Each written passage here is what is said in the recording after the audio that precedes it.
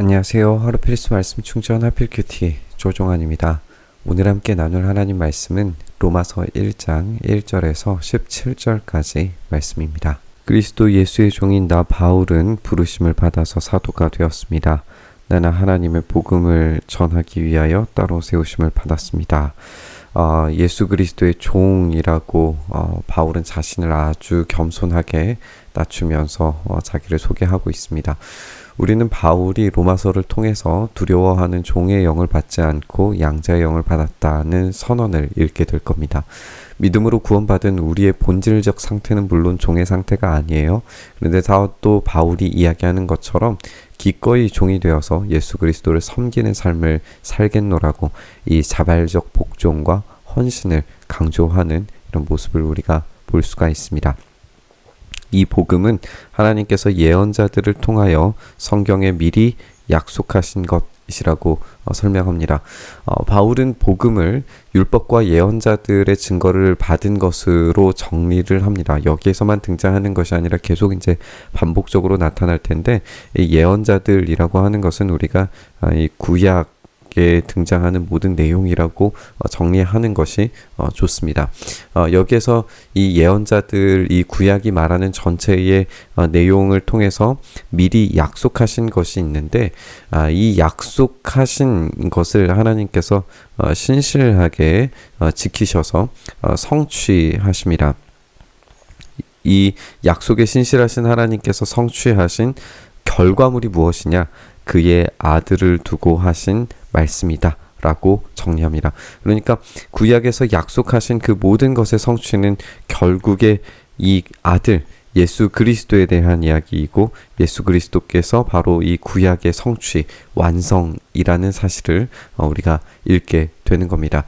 이 최고의 약속의 완성, 예수 그리스도, 구약의 약속이 어떻게 성취되었는가를 우리가 보았을 때에 우리의 앞으로의 구원이 예수 그리스도 안에서 어떠한 성취로 이루어질 것인지를 기대할 수 있게 되는 그런 이야기라고 우리가 읽을 수 있을 것입니다. 이 아들은 육신으로는 다윗의 후손으로 태어나셨어요. 육신으로 오셨다라고 하는 점을 잊어서는 안 됩니다. 예수님은 참 인간이시고 참 하나님이십니다. 우리가 이 두 가지가 동시에 요구되어야 우리와 하나님 사이를 온전히 연결시키실 수 있는 중보자가 되신다는 사실을 우리가 이해해야 됩니다. 참 인간이신 예수님을 부정하는 순간에 우리를 중보하실 수 있는 중보자를 잃게 되는 거예요. 또 이제 여기에 다윗의 후손이라고 표현하는 것으로 이제 왕으로서의 정체성을 우리에게 보여주시는 것을 우리가 보게 되죠.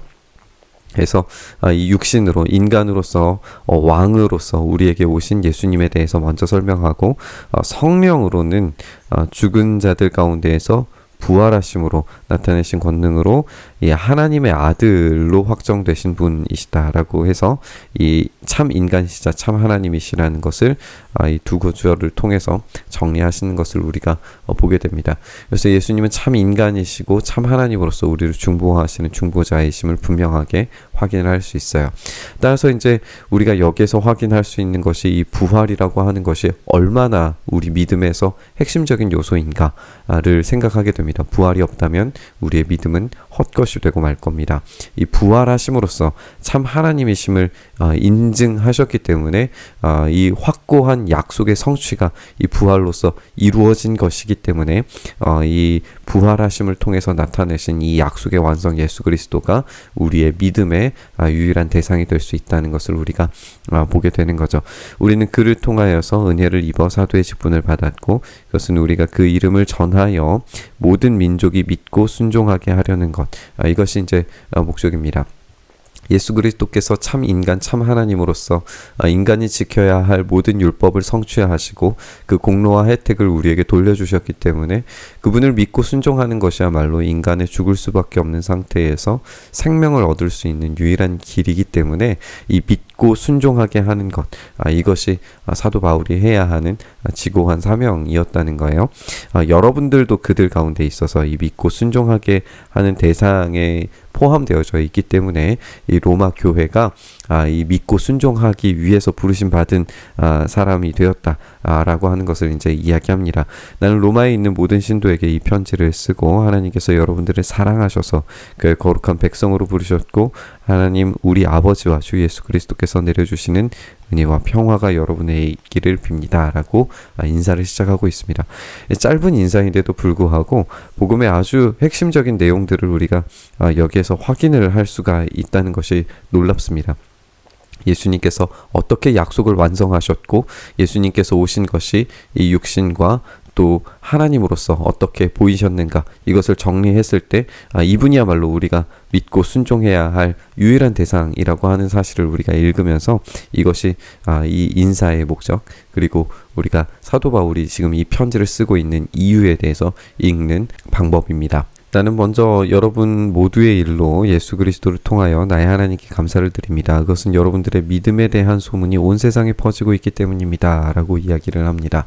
이 믿음에 대한 소문에 대한 감사를 올려드리고 있는데 이들의 믿음은 어떤 감추어져 있거나 비밀스러운 것이 아니라 밝혀지고 드러나 있는 소문으로 퍼지고 있는 것으로 우리가 읽게 됩니다. 그러니까 이들의 믿음은 결코 어떤 헛된 것이나 아니면 수준이 낮은 그런 믿음이 아니라 분명히 이 본질에 대한 이야기들을 알고 있다는 것을 우리가 전제로 알아야 될 것 같아요. 하나님은 내가 그 아들의 복음을 전하는 일로 충심으로 섬기는 분이시기에 하나님은 내 마음속을 알고 계십니다. 이것은 이제 꾸미는 문장이죠. 하나님은 알고 계신다. 가 이제 문장입니다. 하나님은 알고 계시는데 무엇을 아시냐면 기도할 때마다 여러분들을 생각하고 어떻게 해서든지 하나님의 뜻으로 여러분들에게 갈 수 있는 좋은 길이 열리는 것을 기도합니다. 하나님이 아시는 것은 로마 교회를 생각하고 있고 그들에게 가는 길이 열리기를 원하고 있다는 것을 알고 계신다는 거예요. 문장을 이렇게 정리를 해보면 이 지금 사도 바울이 로마로 가지 못하는 이유들이 분명히 존재할 것이고 그 가지 못하는 이유로 인해서 여러 가지의 비방과 문제들을 경험했으리라는 것을 우리가 예상을 해볼 수 있습니다.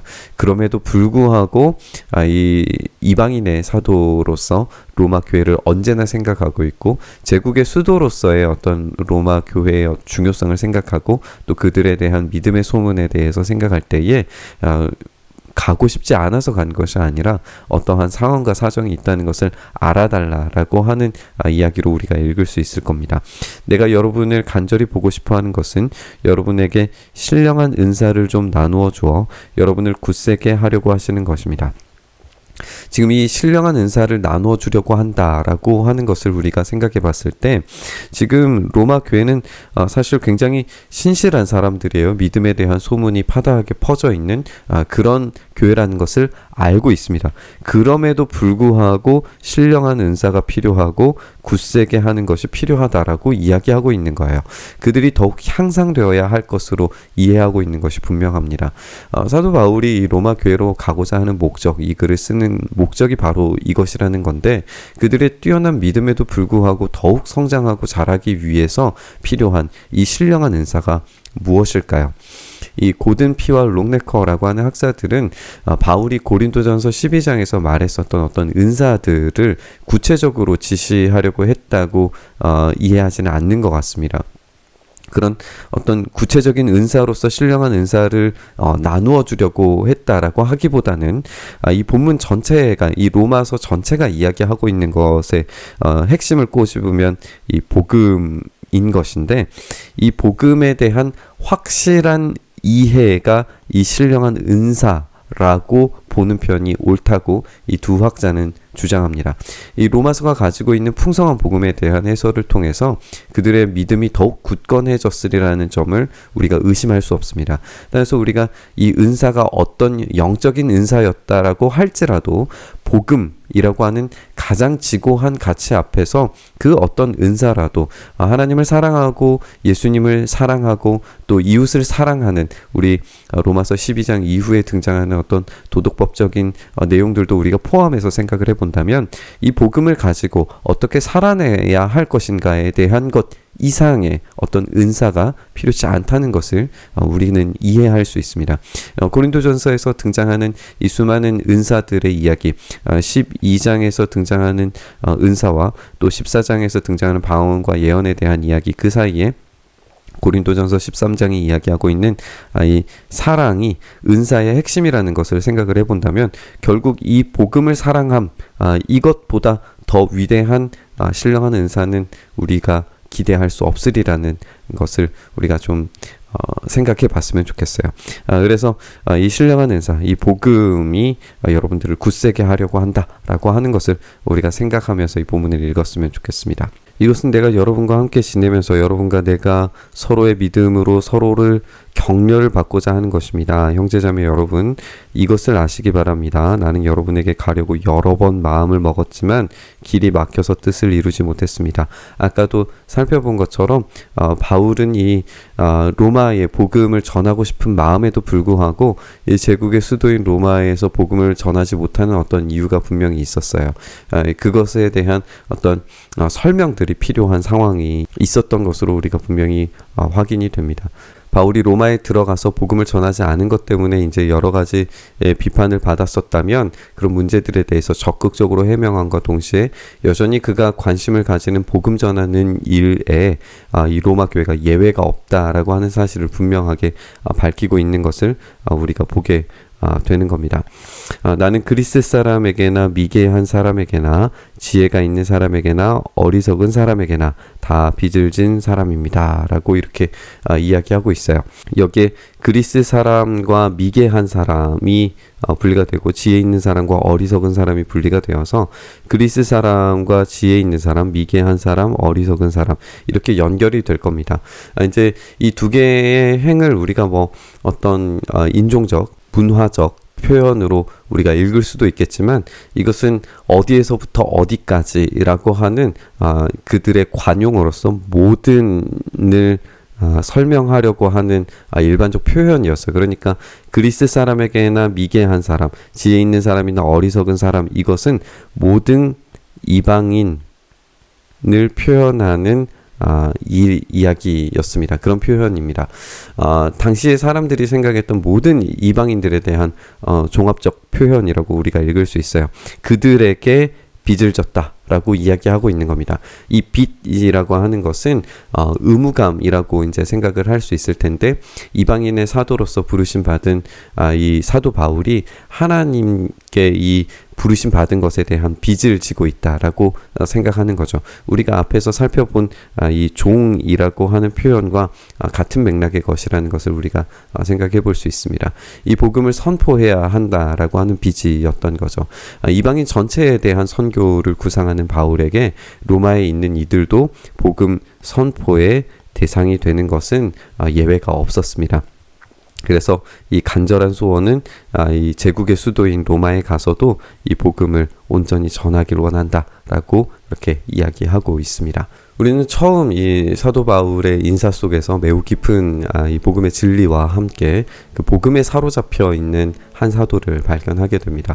결국 이 복음은 예수 그리스도로 종합되고 종합된 결과에 따라서 복음은 믿음의 소문이 자자한 이들조차도 더욱 신령한 은사를 위해서 필요하다는 사실을 깨닫게 됩니다.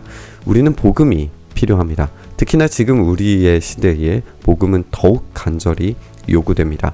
신실하신 하나님 아버지의 구약의 예언자들을 통해서 주셨던 약속이 예수 그리스도를 통해서 완전히 성취된 것을 근거로 해서 지금 우리에게도 약속하신 성령의 역사를 주시리라고 우리는 확신해야 됩니다. 바울이 복음의 빚진 자로서 복음 전도를 위해 간절함을 가졌다면 이제 우리는 어떤 태도로 이 복음에 합당한 삶을 살아야 하는지 질문해야 됩니다. 그 어떤 은사를 압도할 이 복음의 능력을 온전히 우리가 소유하기를 간절히 바라면서 이 묵상의 자리로 나아갔으면 좋겠습니다. 주님, 우리에게 이 복음이 필요하다는 사실을 다시 한번 깊이 생각합니다. 우리가 믿음이 강하였더라도 약하였더라도 이 복음만이 그 어떤 은사들보다도 위대한 진실과 사실과 능력이 되어서 우리 안에 우리의 삶에 작동되어야 함을 우리가 기억합니다. 주님, 오늘도 이 복음에 사로잡혀서 이 복음에 합당한 삶을 살기 위하여 몸부림칠 때에 우리에게 주시는 그 자유의 영, 성령의 영을 우리에게 부어주셔서 이 구원의 놀라운 진리가 우리 안에서 기쁨과 감사와 위로와 회복의 역사로 일어날 수 있도록 주여 은혜 더하여 주시옵소서. 이 복음 더 간절히 사랑하기를 소망하며 우리 주님 예수님 이름으로 기도드리옵나이다. 아멘.